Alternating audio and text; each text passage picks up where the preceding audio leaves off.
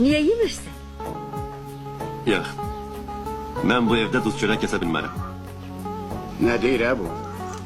İşi başlaya danışsan ha. Hele bu ocakta haram tüke pişmeyeyim.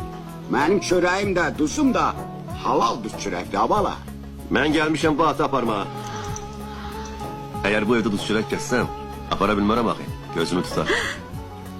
Ne deyir bu? Bıy başıma xeyray kişi. Bu bizim rəhmətli Ali kişinin oğlu değil. Nəbidir de. Ne diyorsun? Kesim çöreğini. Kesay bala.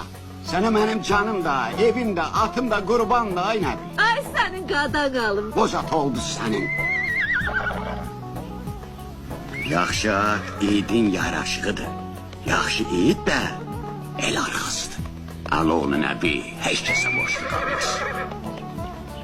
Ne düşmana, ne dosta.